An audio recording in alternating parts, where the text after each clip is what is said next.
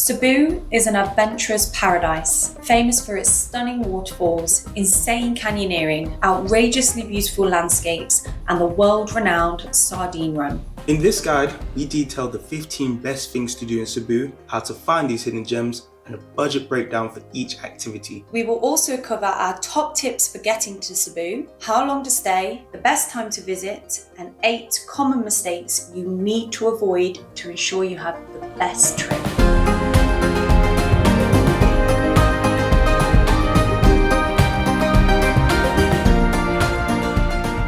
Let's jump straight in with number 1 on the list of the best things to do in Cebu.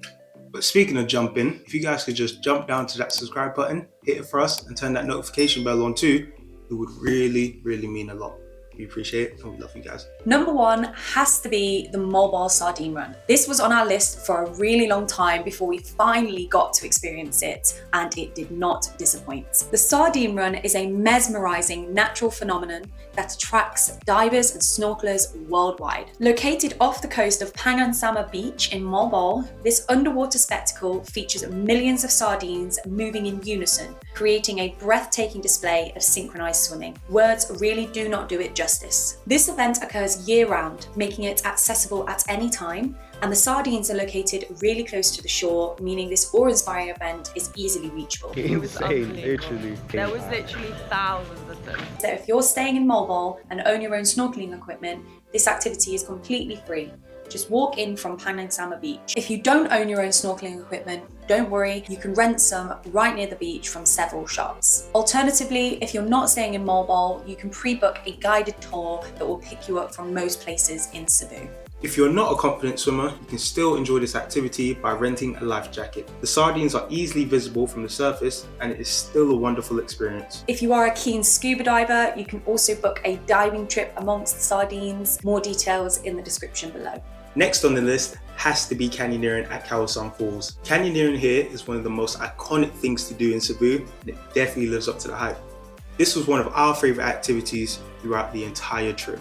From start to finish, every minute was action-packed, incredibly fun, and saw us facing our fears in the most stunning surroundings. I'm ready.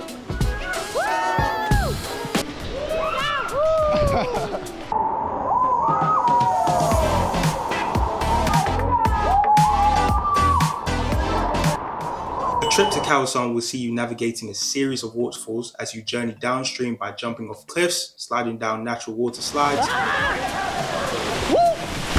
and swimming through crystal clear turquoise waters. We're like otters. Otters! Oh my god! We are like otters! Highlight of the canyoneering adventure is reaching the majestic Kawasan Falls at the end. To get to Kawasan Falls, you can either book a transfer as part of your tour or make your own way there via scooter. It's only about half an hour drive from Moalboal and the roads are in good condition throughout the journey. Once you arrive and have gone through your safety briefing, you will take one scenic but slightly crazy ride in the back of a truck to get to the start point. Following this, you can choose to walk roughly 45 minutes to the falls or take a zip line, cutting the walk to only 10 minutes. The zip line will set you back an extra 10 to 15 pounds. However, we highly recommend it. Canyoneering here can get very busy with up to 1,000 people a day at peak times. So if you would like a quieter experience, we highly recommend you getting here early. For example, 6 a.m. early. To do this, you will have to make your own way there as most transfers don't start pickup until 8 a.m. However, this usually means that you'll beat the crowds. It is worth noting, even if you make your own way there, you still have to book a tour as guides are mandatory. If you would like to pre-book your adventure, we have included more details in the description below. And if you want to see our full experience at Kawasan Falls, you can check out this video right here. Next on the list is Busay Cave, which is a true hidden gem in Cebu. When we visited, we were the only ones there. This is a captivating cave system, which looks deceptively small from the outside, but it is absolutely massive once inside. The cave is home to thousands of bats and features stunning rock formations and intricate stalactites and stalagmites, which have formed over thousands of years. The journey to Busay Cave requires a short but beautiful scooter ride up into the hills near Moalboal, followed by a 10-minute trek. You will likely be greeted by several locals who often hang out by the beautiful blue pool at the cave opening. There are no tours here yet, as far as we are aware, so you will need some confidence on a scooter to make your way there, or you will need to try and hire a driver for the day. However, this is testament to how much of a hidden gem Busay Cave actually is. It likely won't stay that way forever, so catch it sooner rather than later. This is absolutely incredible. Probably one of the best experiences ever, and it's so unheard of or less well known. The entrance fee is roughly 20 pesos, which is about 25 to 30p, and you can also expect to pay a small fee to park your scooter, which is roughly 10 to 20 pesos. Once you get to the entrance, you will need to pay for a guide if you want to go inside. This fee was 300 pesos and included all safety equipment, but be aware this may change over time. If you want to check out our full experience at Busay Cave, you can check this video right here. At number 4 on the list is the stunning Mantayupan Falls. In our opinion, these falls are two of the most beautiful waterfalls in all of the Philippines. Located roughly an hour north of Moalboal in the municipality of Barili, the largest of the two falls stands 98 meters tall, making it one of the tallest waterfalls in Cebu. However, what is most spectacular about these falls is the stunning turquoise color of the water. Look at that. It's actually the bluest water I've ever seen. It's actually nuts. Is that the bluest water you've ever I seen? think so, you know. I think that's up there. Both falls cascade down into the most blue pools we have ever seen, and you are allowed to take a dip. The falls are surrounded by lush greenery, creating a stunning backdrop that is perfect for photography and relaxation. If you don't fancy the journey by scooter, there are several different tours which include Mantayupan Falls. We have highlighted our favorites in the description down below. If you make your own way there, the entrance fee is roughly 50 pesos and 10 pesos to park your scooter. Next on the list is White Beach, and this is one of the most famous beaches near Moalboal. It is a stunning stretch of coastline known for its powdery white sands and crystal clear turquoise waters. You can make your own way there via scooter or hire a taxi, as it's only about a 10-minute drive from Moalboal, and you will expect to pay a small entrance fee and parking on arrival. As this beach is popular, it can get quite busy, so if you prefer a more remote escape, then consider visiting our next location on the list, Lambug Beach. Lambug Beach is a slightly longer drive away from Moalboal, but still only half an hour and just as beautiful. Just like White Beach, this beach houses pristine, beautiful waters which are perfect for swimming. The sea is very calm here, making it the ideal spot to take a dip. Additionally, the sunsets here are absolutely out of this world, with the calm waters reflecting the stunning sunset colours in a mesmerising mirror image. Now next on the list has to be Osmena Peak. Located roughly 2 hours drive from Moalboal, Osmena Peak is the most famous hiking trail on the island. Standing over 1,000 meters above sea level, Osmena Peak is one of the highest points on Cebu. The peak offers stunning views of the surrounding landscape, including lush hills, valleys, and the distant ocean. The hike to Osmena Peak is relatively short, taking roughly half an hour, making it suitable for most abilities. The summit is also particularly famous for its spectacular sunrise and sunset views. You can choose to rent a motorbike and make your own way up to Osmena Peak. Be mindful though, the roads can be steep and sometimes quite bumpy. For this reason, you want to be a reasonably confident scooter rider to make this journey. Alternatively, you can choose from several different guided tours. Further details in the description below. At number 8 on the list, it is Casino Peak. Also located roughly 2 hours drive from Moalboal, Casino Peak is far less well known than Osmena Peak. Having visited both Osmena and Casino Peak, we believe Casino Peak is even better. Firstly, because it is far less well known, it's much quieter. We had the entire peak to ourselves when we visited. Secondly, standing at approximately 1,200 meters tall, Casino Peak is actually taller than Osmena Peak, and in our opinion, the views are even more amazing. There are no tours that we know of to Casino Peak, so if you want to visit, you will need to make the 2-hour journey by scooter or hire a driver for the day, but this can be far more expensive. Much like Osmena Peak, you want to be reasonably confident on a scooter to make this journey, and we recommend checking out the roads in advance if you are unsure. You can check out our full experience at Osmena and Casino Peak in this video right here if you want to see what the roads are like in advance. We would also highly recommend breaking the journey up, because 2 hours in one go on a scooter can be quite sore on the behind. This brings us nicely onto the two next best things to do in Cebu, Cambais Falls and Cancalanog Falls. Both of these waterfalls sit directly on the route to visit Osmena and Casino Peak, so they make the perfect stop off on the way. We stopped at Cancalanog Falls, which is actually more of a watering hole than a waterfall, but it is absolutely breathtaking. With crystal clear waters and massive butterflies flying everywhere, this place was truly magical. Once more, because it is not as well known, it's often not busy at all. True hidden gem. When we visited, a few local children were also doing massive jumps from the surrounding cliffs. Whoa! It was fantastic to watch. Cambais Falls was unfortunately dried up when we visited the Philippines due to a very long dry season. However, we have heard it's absolutely stunning and it's another great option to stop off to or from Casino Peak. Next on the list is Panagsama Beach. This is the main seafront just next to Moalboal town, and it is most famous for being the location of the Sardine Run. However, this beachfront is also a great place to spend a morning or afternoon with loads of cafes and market stalls. It's a fantastic place to relax after a morning off. If you're staying in Moalboal, there's no need to book any tours for this one. Just take the short walk from your accommodation down to the seafront. Everywhere will be closed. At number 12 on the list, we highly recommend exploring Moalboal town. It is full of cafes and even better vibes. Moalboal has fast become a hub for travellers and digital nomads, and it is a great place to meet other adventurers. The town boasts a laid-back atmosphere, but there are plenty of places to party if you are inclined. Moalboal offers a variety of accommodation, restaurants and local markets, providing a taste of authentic Cebuano culture. Some of our favourite food spots are Smooth Cafe Moalboal, My Greek Taverna and El Mercado de Moalboal, which is an amazing food court offering loads of options just north of Moalboal town. Our last 3 things to do in Cebu have to be 3 of the most stunning waterfalls: Dao Falls, Inambakan Falls and Binalayan Hidden Falls. All 3 waterfalls offer an exhilarating adventure through some of Cebu's most stunning landscapes. This journey will take you over an hour south of Moalboal to the municipality of San Juan, where these 3 magnificent waterfalls are located. But trust us, it's worth it. Dao Falls requires a trek through bamboo forests and river crossings, but the reward is a stunning waterfall cascading into an outrageously blue pool, perfect for swimming. I can't get over it. We spent over an hour here and had the place entirely to ourselves. It was magical. Inambakan Falls stands as the tallest of the 3 at 100 metres and features multiple tiers with beautiful blue swimming pools. There is also an awesome rope swing, which is free to use. Interestingly, this 6-layered waterfall used to be another site for canyoneering in Cebu until Kawasan Falls became the main canyoneering adventure. But if you are lucky, you can pay a guide at the entrance to visit the higher tiers. We saw all 6 tiers and can highly recommend.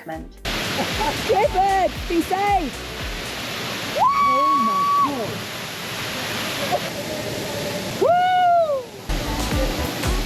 Woo! Wait, how do we get down? Clifford, how do we get down? He's gone. Hey, yo, Cliff, we're stuck. Yo, Cliff. We're stuck.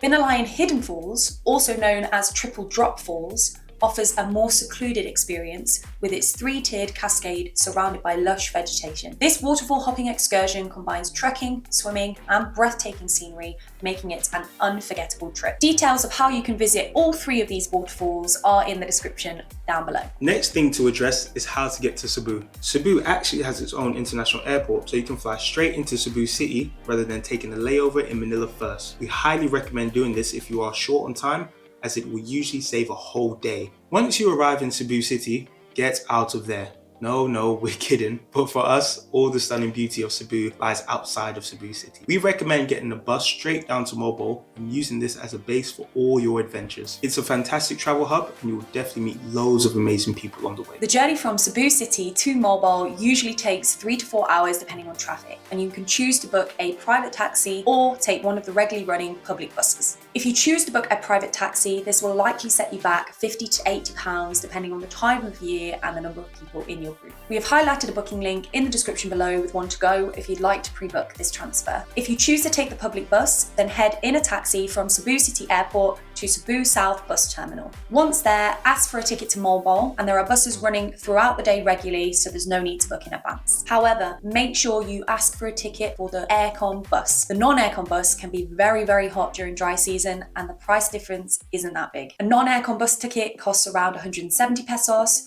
versus an aircon bus ticket costing around 210 pesos. We definitely think it's worth the extra pennies. Next, where to stay in Cebu. As we touched on, we suggest basing yourself in Moalboal.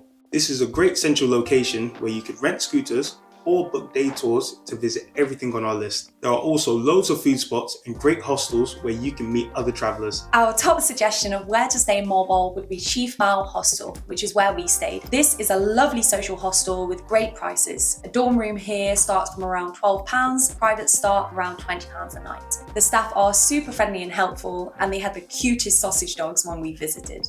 Another great option, which also features a communal pool, is Native House Resort. Dorms here start from £9 and privates from about £35 a night. Links for both of these hostels are in the description below. This brings us onto how long you need in Cebu. Well, there is so much to see and do, and if you want to cover everything that's on our list, we recommend at least 5 days, and it will be a very busy schedule. If you prefer a slower pace and you do have the time, we would recommend staying at least a week. We also wanted to touch on the best time to visit Cebu. As with nearly all of the Philippines, the best time to visit Cebu is during the dry season, which typically runs from December to April. During this period, you can expect clearer skies, calmer waters, and minimal rainfall. However, this period does see a surge in tourist activity and increased prices typically. If you prefer a quieter experience, you could consider visiting Cebu during the shoulder seasons of May and November, where the crowds are fewer and the weather is still pleasant. This is what we did, and we were overall very lucky with the weather. However, there is one thing we want to note, and that brings us nicely on to our list of mistakes to avoid in Cebu. Our first mistake to avoid in Cebu is don't visit during the end of dry season if you want to see all of the waterfalls. We unfortunately made this mistake by visiting in mid to late May, which is at the very end of the Philippines dry season. The Philippines experienced El Nino at this time, which is an exceedingly long and hot dry season, meaning many of the waterfalls had dried up. If you want the best chance of seeing all of the waterfalls in all their glory, then visit during the mid to early dry season to be safe. Next, don't book Kawasan Falls without looking into the company. There are a number of companies trying to rope tourists off the street to go canyoneering at Kawasan Falls. Not all of these companies are legitimate, and often they do not uphold safety standards. So just be cautious and look on Google reviews and TripAdvisor to make sure they are legitimate. Next, and as we briefly touched on earlier, don't pick the non-aircon bus for your transfer to Moalboal. The price difference is minimal, but the comfort difference is maximal, so just be sure to specify at the desk that you want the aircon bus, otherwise you may be placed at random. Don't spend too long in Cebu City. In fact, we went straight down to Moalboal the day we arrived. In our honest opinion, everything that you would like to see lays outside of Cebu City. So although you will fly in here, head out as soon as possible so you can see the best that Cebu has to offer. Next, don't do the Moalboal Sardine Run in the afternoon. We can't stress this one enough. Having done the Sardine Run in the early morning and the afternoon, the difference was massive. Firstly, the sardines sit far deeper in the afternoon, so unless you're a good free diver, you're not going to see much. Secondly, the water visibility in the afternoon was absolutely rubbish compared to the morning when it was crystal clear. And lastly, there were of course far fewer people very early morning compared to mid-afternoon. We would recommend going around 6 AM if you can face the early start. Now, don't follow Google Maps to Osmena Peak and Casino Peak. This one is so important. If you value your life, take notes, please. The two routes Google Maps suggests you to take are direct. Yes, however, they are very steep. Do not take these routes. We repeat, do not take these routes. You will stand a very high chance of being stuck high up in the mountains with no signal. By far, the best route to take from Moalboal is through Alegria. The way to make Google Maps pop up with this route is to add a stop off at Cancalanog Falls. Here we have screenshotted the best route to take and the routes you should not take on Google Maps. Hopefully this will make it really clear and help you guys out. This brings us on to our next mistake to avoid. Don't take a scooter to Osmena or Casino Peak unless you are a confident rider. While the roads are doable, they're not for beginners, and there are patches of road that are in poor condition at times, and even the best route is steep in places. Overall, we would say you don't have to be an expert on a scooter, but you wouldn't want to make this journey for your first trip. Like we said before, if you are unsure, you can check out this video here so you can see the roads firsthand and our experience. The next mistake to avoid is relying on the Wi-Fi. Whilst Wi-Fi at most places in Moalboal is decent, if you are going to be venturing off on lots of day trips, we highly recommend getting a data SIM. We went with Globe and it gave us good coverage in many regions. This SIM can be purchased at Cebu Airport and 45 gigabytes costs around 1,000 pesos and lasts 30 days. And another quick bonus tip, if you are traveling anywhere by scooter, plan and save your route on Google Maps first, just in case you lose connection. If you are planning your Philippines trip, you can check out our other Philippines travel guides here. Peace.